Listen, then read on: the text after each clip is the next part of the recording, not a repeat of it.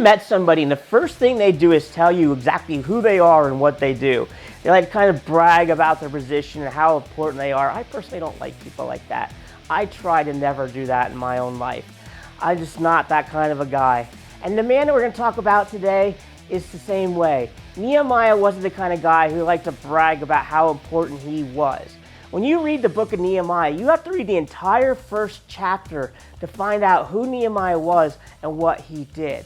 Nehemiah was the king's cupbearer, and that is a really important job. That's a big deal. The king had to trust you 100% because the king always had to live in fear of somebody trying to kill him or take over his kingdom, and the cupbearer had to taste his drink, taste his food, make sure there was no poison in it. And the king had to trust the cupbearer, that he didn't slip a little something in there to get rid of him. Nehemiah was completely trusted by the king. He was a big deal. But that's not what he relied on. It's not what his mindset was. His mindset was, I'm a child of God and I'm an Israelite. And my nation of Israel right now is living in utter defeat. Our walls have been torn down.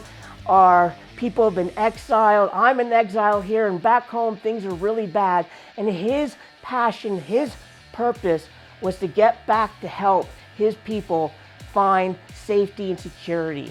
He was just a regular guy who had a deep purpose inside of him, and he knew that purpose. And God opened a door for him to approach the king and say, let me go back to Israel and bring safety to my people. And the king allowed him to do that. And as you read the rest of Nehemiah's story, you see that nothing could sway him from the purpose that God had given him in his life.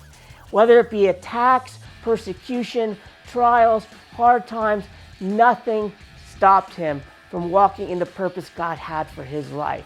His attitude was always, no matter what, God, I'm going to ride or die with you. I'm going to do what you called me to do. And that's the story of Nehemiah. He fulfilled his purpose. He rebuilt the wall, and he brought safety to the nation of Israel.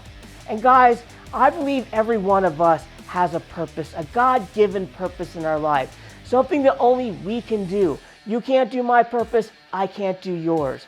You need to know what your purpose is, and it needs to be the thing your life revolves around. When God says to you, this is what I called you to do, you need to say, all right, God, I'm going to ride or die with you to fulfill that purpose, and it needs to become your number one passion. That's what Nehemiah did. He let nothing and no one stop him from doing what God called him to do. He was a ride or die man of God.